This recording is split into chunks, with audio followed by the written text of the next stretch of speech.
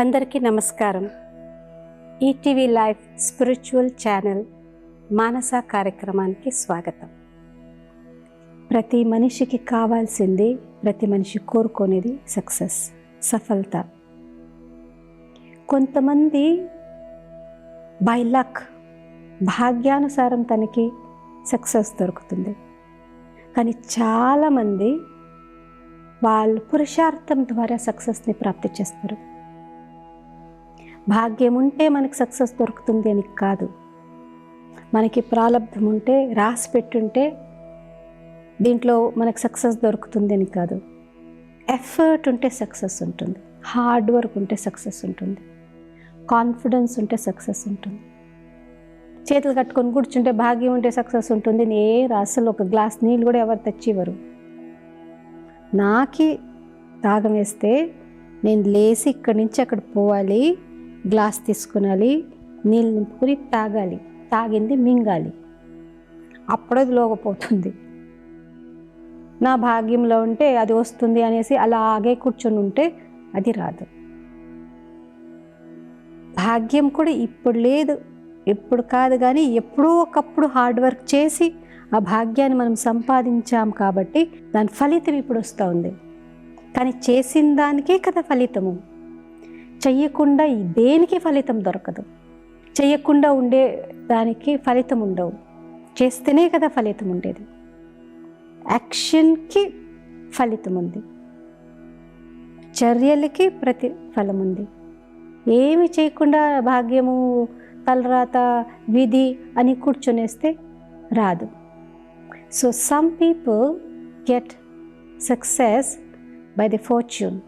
వాళ్ళ భాగ్యానుసారం దొరుకుతుంది. భాగ్యానుసారం కూడా ఎప్పుడో చేసింది, ఎప్పుడో వాళ్ళు హార్డ్ వర్క్ చేశారు, ఇప్పుడు వాళ్ళు ఏమీ చేయలేదు, కానీ ఎప్పుడో చేసింది ఇప్పుడు దొరుకుతూ ఉంది వాళ్ళకి. సో దీన్ని లక్ అంటారు, దీన్ని భాగ్యం అంటారు. ఆయన ఏం చేయలేదు, టక్కన ఆయనకి తగిలిందండి. తను ఏం చేస్తే దాంట్లో సక్సెస్ ఉంది, పెద్ద తను భాగ్యవంతుడు అంటాము. ఇప్పుడు తనకు అన్ని భాగ్యం వస్తూ ఉంది, కాకపోతే తను ఎప్పుడు చేశాడు కాబట్టి. విత్తనమే వేయకుండా చెట్లు రావాలి అంటే అది రాదు కదా. ఆ చెట్లలో మళ్ళీ కాయాలి అంటే రాదు కదా. సో హార్డ్ వర్క్ నుంచి సక్సెస్ వస్తుంది.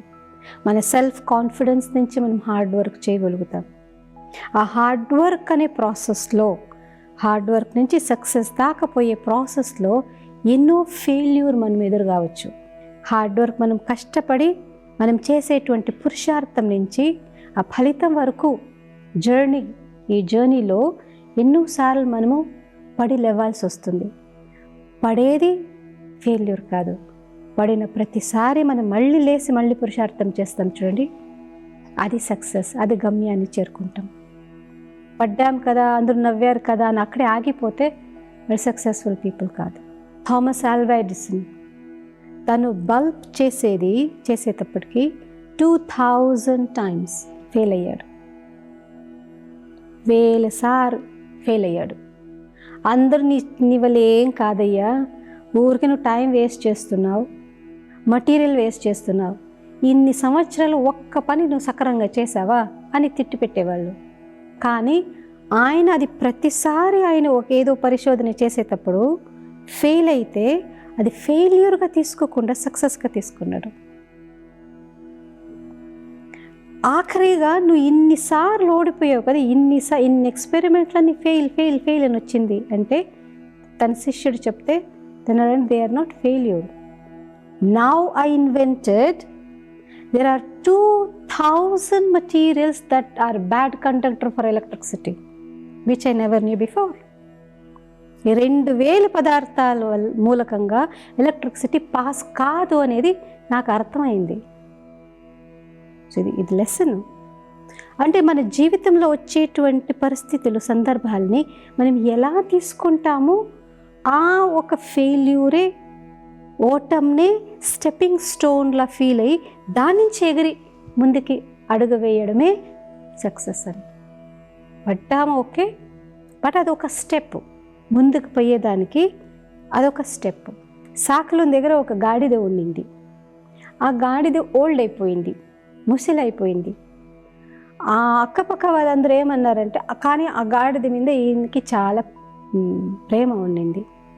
ముసలాయితో పాపం అది బరువు ఎత్తేకి కాలేదు. దానివల్ల చుట్టుపక్కలంతా ఈ సాకులోనికి చెవులో ప్రతిరోజు చెప్పేవాడంట, ఈ ముసలి డాంకీని పెట్టుకుని మీరు ఏం చేస్తారు, దీన్ని ఎక్కడైనా తరిమేసేయండి, పంపించేసేయండి, కొత్త డాంకీని తీసుకురండి, యంగ్ డాంకీ, అది ఎక్కువ భారం వస్తుంది కదా, ఇది పాపం అంటే ఇది వృధా తింటుంది, పని చేయట్లేదు, అలా తిట్టేవాళ్ళు. ఆ గాడిదకి కొంచెం ఫీల్ అయ్యేది, చూసావా నన్ను యంగ్గా ఉన్నప్పుడు ఎంత పని చేశాను, ఇప్పుడు ఓల్డ్ అయిపోయాను, అందరూ తిడుతున్నారు, నన్ను పంపించేసేదా అలా అనుకుంటున్నారు అని అది వేరే వాళ్ళందరూ చెప్పేది వినేది. కానీ నా ఓనరు నన్ను అట్లా పంపడు అనే ఒక చిన్న ఆశ. సరే అందరి మాట విని ఈయనకి కూడా దాన్ని పంపించేయాలి అనేసి అనిపించేసింది. ఒకరోజు అది ఇదే తీసుకొని బరువు మోసి వెళ్తుండేటప్పుడు అది ఒక పెద్ద గుంత ఉండిందంట. ఆ గుంత మీద ఆకలి వేసేసి ఆ మార్గంలోనే అది వచ్చేలా దాన్ని తీసుకొని వచ్చారంట. ఆ పాప అది ముసలి కదండి, పాపము అది భారం మోసుకుంటూ నిదానంగా నడిచి వచ్చేసరికి ఆ గుంత తెలియదు కదా, ఆకలి అనుకున్నది పాపము. ముసలిది కనుక చూపు కూడా కొంచెం తక్కువ ఉంటుంది, దమారనే పడిపోయింది గుంతలు. అది ఏం మోసుకొనుందో ఇసుక మూట భారం కదండి, ఆ ఇసుక మూట సహా అది గుంతలో పడిపోయింది, గొయ్యిలో పడిపోయింది. ఇప్పుడు అది చాలా లోతు, ఆ పాపము ఆ గాడిదకి పైన వచ్చేకి కాలేదు. వీళ్ళందరూ ఊరోళ్ళందరూ దీనికి వెయిట్ చేస్తున్నారు, అది కింద పడితే దాన్ని మట్టి పోసేసి ఇప్పుడు చేద్దామనేసి ప్లానింగ్ వెళ్ళి. సరే ఏమైందంటే గాడిది కింద పడితేనే ఊరోళ్ళందరూ వచ్చేసి అందరూ కొంచెం మట్టి తవ్వి పైనుండే మట్టి అంతా దాంట్లో వేస్తూ వచ్చారు. అది చాలా లోతు. ఇప్పుడు అదేమైంది, గాడిది చాలా క్లెవర్ అండి, చాలా క్లెవర్. ఆ గాడిది ఏం చేసిందంటే ప్రతిసారి ఇలా మట్టి పడితే వీపు మీద పడుతుంది కదా, ఇలా షేక్ చేసేసి అది మట్టి కింద పడుతుంది, మట్టి మీద ఒక స్టెప్, మళ్ళీ మట్టి వేస్తారు, ఇలా షేక్ చేస్తే మట్టి పడుతుంది, అది ఇంకొక స్టెప్. ప్రతిసారి వేసే మట్టిని అది పైనకి వచ్చే ఒక స్టెప్లా చేసుకునేసింది. అయ్యో నన్ను తవ్వి గుయ్యిలా పడేసి మట్టి వేసి జీవంతంగా పూర్తి చేస్తున్నారనే డిప్రెషన్లో వెళ్ళలేదు. అందరూ నాకు సహకారం చేస్తున్నారు, నన్ను పైన వచ్చేదానికి ఇది స్టెప్పింగ్ స్టోన్లా తీసేసుకునింది. వాళ్ళు మట్టి వేయడం, ఇది ఇలా షేక్ చేసుకొని అది ఒక స్టెప్ ఎక్కి వీళ్ళు మట్టి వేసి ముక్కలు అయిన తర్వాత వీళ్ళందరూ వెళ్ళిపోయారు. ఇంకా చచ్చిపోతుంది అది, ఇది ఎక్కడ పోయినా ఇంత మట్టి వేసామని. అది నిదానంగా ఇలా అనుకొని స్టెప్ చేసుకొని ఒక స్టెప్ ఎక్కి చీకటి పడిపోయింది, పైన వచ్చేసింది. ఇప్పుడు దాని కళ్ళు చూపు సరిగ్గా కనపడదు కదండి. ఇప్పుడు తన ఊరికి తన ఇంటికి పోవాలి అని అనిపించలేదు. ఇప్పుడు తనకేమనిపించిందంటే ఐఎమ్ వెరీ ఫ్రీ, ఎందుకంటే జనాల దృష్టిలో నేను చచ్చిపోయాను కదా.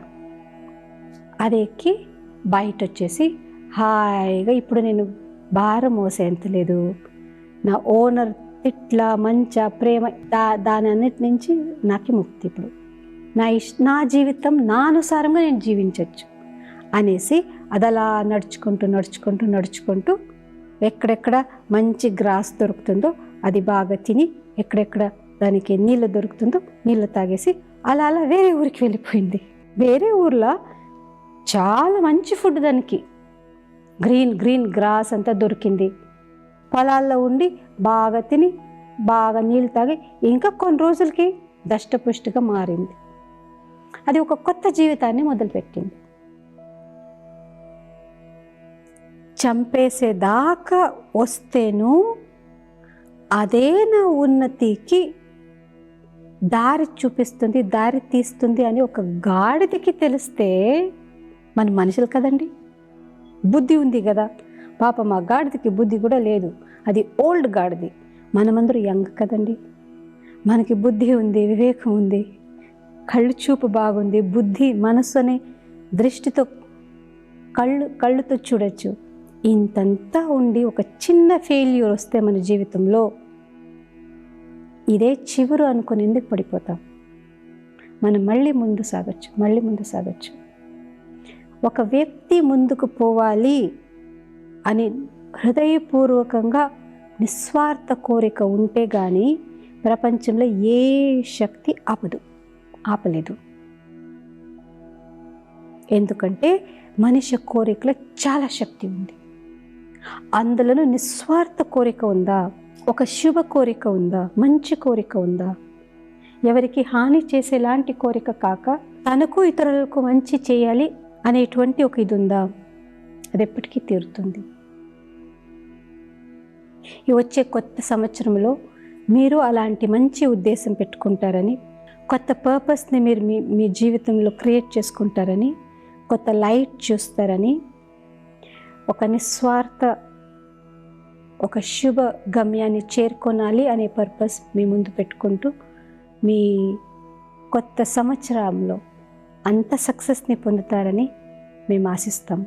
కానీ చాలాసార్లు మన సక్సెస్ని పొందేటువంటి ఒక మార్గంలో మనం చాలా వ్యక్తుల్ని బలి తీసుకుంటాం. అంటే మేబీ ఫిజికల్, మేబీ మెంటల్. అంటే ఒక వ్యక్తిని కింద తోసేసి, ఒక వ్యక్తికి దుఃఖం ఇచ్చి, ఒక వ్యక్తిని నా దారి నుంచి ఇలా తీసేసి నేను మాత్రమే ముందు సాగాలి అనుకోవడం సక్సెస్ కాదు. అందులో మనకి బ్లెస్సింగ్స్ రావు. మనం ముందు వెళ్ళిపోతాం, మనం అనుకునేది సాధించవచ్చు, మనం కోరుకునేది మనకు దక్కచ్చు. కానీ దక్కిన తర్వాత మన మనసులో సాటిస్ఫాక్షన్ ఉండదు. చాలా వరకు మనుషుల్లో వాళ్ళకి కోరిందంతా వాళ్ళ దగ్గర ఉంది, అనుకున్నదంతా వాళ్ళు సాధించారు. కానీ ఎక్కడో వాళ్ళు సాధించాను ఈగో పుడుతుంది, నంబర్ 1. సెకండ్, సాధించిన తర్వాత కూడా ఆ సాధించాను హ్యాపీనెస్ లేదు, ఒక సాటిస్ఫాక్షన్ లేదు. ఈ 2 విషయాలు ఉంటుంది.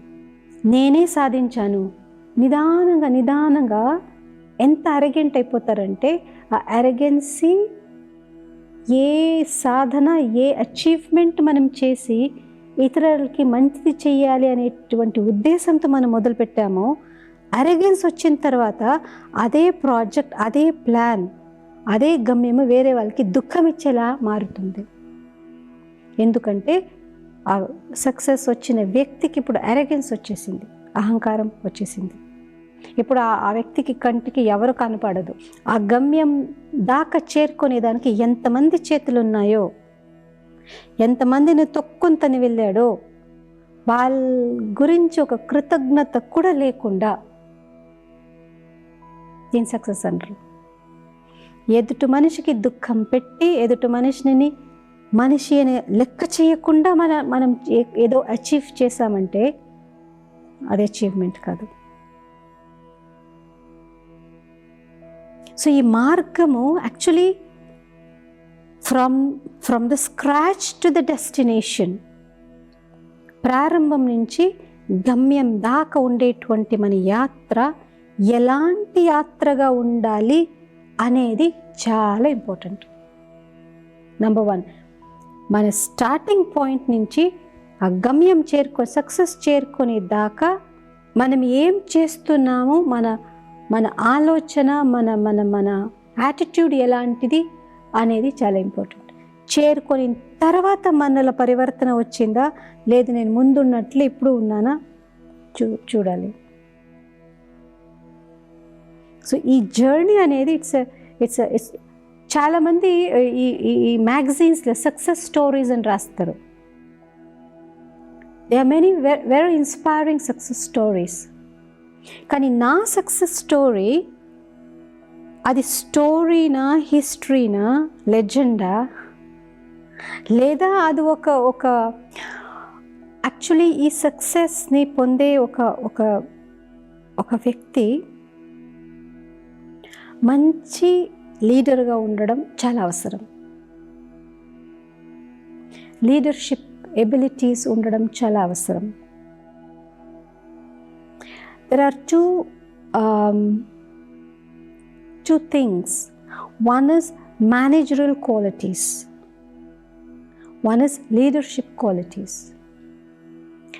మన జీవితంలో వచ్చేటువంటి పరిస్థితులు, ఆ మార్గంలో వెళ్ళేటువంటి ఆ దారిలో నేను మేనేజ్ చేసుకుంటూ పోతున్నాను, మేనేజర్. కానీ ఒక లీడర్షిప్ అంటే నేను పెట్టిన ప్రతి అడుగులో నా చుట్టూ ఉండే వాళ్ళు ఇన్స్పైర్ అవుతున్నారు. వాళ్ళకి మంచి ఉత్సాహం, ఉమంగం, ఒక ప్రేరణ దొరుకుతుంది. నేను అడిగేసే వెనక 10 మంది నేను అనుకోకుండా, నేను చెప్పకుండా నన్ను ఫాలో అవుతున్నారు. ఎందుకంటే వాళ్ళకి తెలుసు ఈ వ్యక్తి పోతే, ఈ వ్యక్తి అడుగులో ఎంత కాన్ఫిడెన్స్ ఉంది, ఎంత విశ్వాసం ఉందంటే అది సక్సెస్కే వెళ్ళి చేరుకుంటుంది అని తెలుసు. అంటే దిస్ ఇస్ లీడర్షిప్ క్వాలిటీ. ముందడుగులు వేస్తూ పోవాలి అంటే గుండెలో ఎంత కరేజ్ ఉండాలి, ఎంత హోప్స్ ఉండాలి, ఇంకా పైగా ఒక మంచి క్వాలిటీ కావాలి సక్సెస్ని పొందడానికి. అండ్ దట్ ఈస్ ఓపిక, చాలా పేషెన్స్ ఉండాలి. అండ్ సెకండ్ థింగ్, నా ఫోకస్ క్లియర్గా ఉండాలి. ఈరోజు నేనేదో సాధించాలా అని బయలుదేరి ఇటు అటు ఇంకేమో నాకు తగిలింది, అది సాధించే విషయమే అసలు మర్చిపోయి అది ఎవరు చేస్తారు, ఇక్కడ మనము ఆగిపోయాం, ఇందులో ఇందులో నేను బిజీ అయిపోయా. ఇట్స్ లైక్ మీరు ట్రైన్లో పోతూ ఉన్నారు, ఇక్కడి నుంచి మీరు ఢిల్లీకి పోవాలి, ఇక్కడి నుంచి ఢిల్లీలో ట్రైన్లో కూర్చొనేసారు. పోతూ ట్రైన్ ఒక స్టేషన్లో ఆగింది, మధ్యన ఒక స్టేషన్లో ఆగింది. అక్కడ చాలా తినే వస్తువులు, బొమ్మలు, ఎంటర్టైన్మెంట్ అదేదేదో అక్కడ ఉంది. నాకు అది చాలా బాగా అనిపించేసి ఆ స్టేషన్లో దిగేశాను. తినే దాంట్లో, ఆడుకునే దాంట్లో, అందులో పాటలు, ఆటలు బిజీ. ఇప్పుడు నా గమ్యము మంట కొట్టుకొని పోయింది, ట్రైన్ వెళ్ళిపోయింది, నేను అక్కడే ఆగిపోయా. ఇప్పుడు నా ఫోకస్ లేదు కదా నాకు. ఇవన్నీ అట్రాక్షన్స్ వస్తుంది. ఒకటి అట్రాక్షన్, ఒకటి హర్డల్స్. ఈ రెండిట్లను ఆగరాదు. ఆటంకాలు వస్తేనూ ఆగరాదు, అట్రాక్షన్స్ వస్తేనూ ఆగరాదు. అప్పుడే మన గమ్యాన్ని మనం చేరుకోగలుగుతాం. And it's very interesting thing. ఒక వ్యక్తిలో పెద్ద వీక్నెస్, ఇప్పుడు నాలో ఏ వీక్నెస్ ఉంది అని నాకు ఎలా తెలుస్తుంది? నా మైండ్, నా క్వాలిటీస్లో చాలా వీక్నెసెస్ ఉంది, బలహీనత. నా బలహీనతలు నాకు ఎలా తెలుస్తుందంటే 3 విషయాలండి. ఒకటి, ఏ విషయంలో నేను ఎక్కువ అట్రాక్ట్ అవుతాను. చాలా జాగ్రత్తగా వినండి. ఏ విషయంలో నేను ఎక్కువ అట్రాక్ట్ అవుతాను, ఏ విషయం నుంచి నేను ఎక్కువ భయపడతాను, ఏ విషయం నుంచి నేను తప్పించుకొని తిరుగుతాను. ఈ 3 నా బలహీనతలు. అవే నా బలహీనతలు. ఇది వద్దు, ఇది కారాదు అని భయం పడతాను, అదే అవుతుంది. ఏ విషయం నుంచి, ఏ మనుషుల నుంచి నేను తప్పించుకొని తిరుగుతాను, వాళ్ళే ఎదురుపడతారు. ఏ దాని వైపు నేను ఎక్కువ అట్రాక్ట్ అయిపోతాను. సో ఈ బలహీనతలు, ఈ 3 విషయాలు ఎక్కడైనా మనం ఆగిపోయామనుకోండి, మన గమ్యాన్ని మనం చేరుకోలేము. So I'm not a successful person. ఇలాంటి చాలా అట్రాక్షన్స్ మన జీవితంలో వస్తుంది. ఇలాంటి చాలా ఒక ఆటంకాలు, మన విఘ్నాలు మన జీవితంలో వస్తుంది. కానీ ఈ విఘ్నాల్ని ఒక ఛాలెంజ్గా తీసుకుంటూ, విఘ్నంగా తీసుకోక ఒక ఛాలెంజ్గా తీసుకుంటూ మనం అలా ముందుకు వెళ్ళిపోవాలి.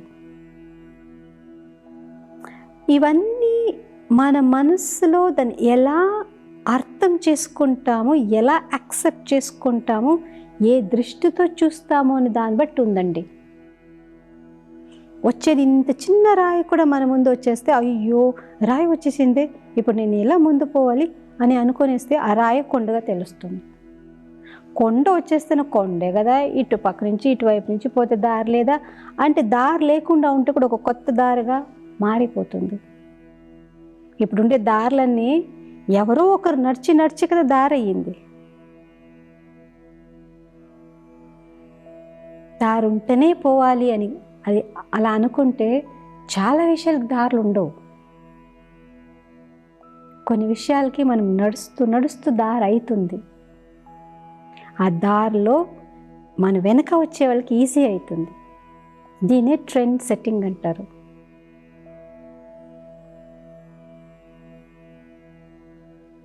ఇలాంటి ఒక వ్యక్తిత్వం ఉండే వ్యక్తి, ఇలాంటి థింకింగ్ ఉండేటువంటి ఒక వ్యక్తి, ఇలాంటి మనోభావం ఉండేటువంటి వ్యక్తికి సక్సెస్ ఎంతో దూరం కాదు. ఇన్ఫ్యాక్ట్ సక్సెస్ అనేది వాళ్ళని వెతుక్కుంటూ వస్తుంది. నేను అక్కడ వెళ్ళి గమ్యం అక్కడ ఉంది, నేను వెళ్ళి చేరుకునాలి అని కాదు, గమ్యమే వాళ్ళ వైపు వస్తుంది,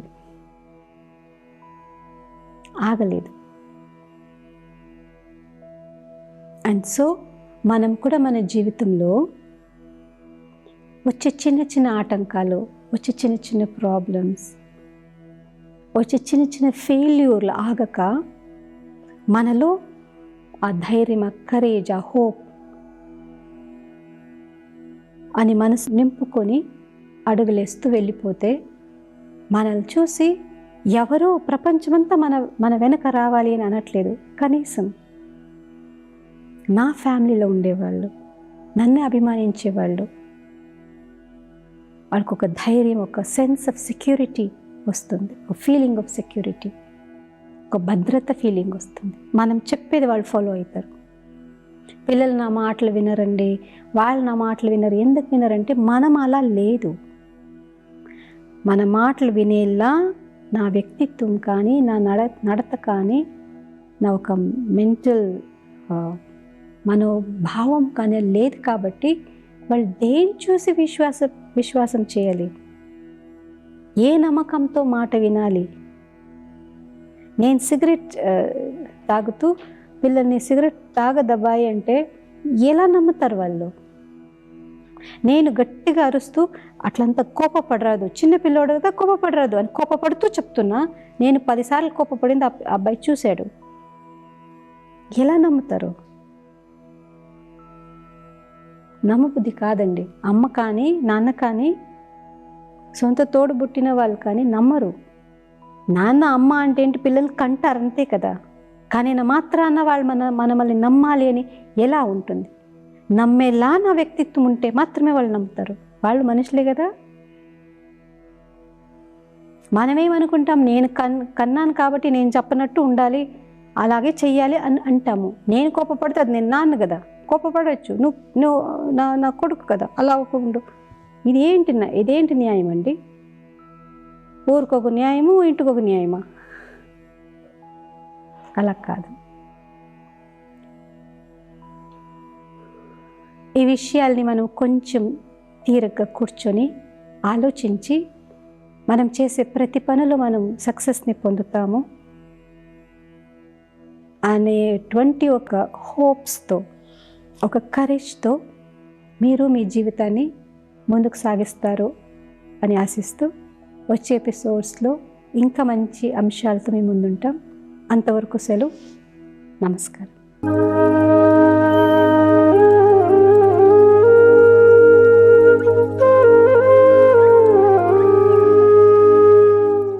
ఈ కార్యక్రమాన్ని తిరిగి చూడాలనుకుంటే www.youtube.com/@ETV Life Spiritual లో చూడవచ్చు.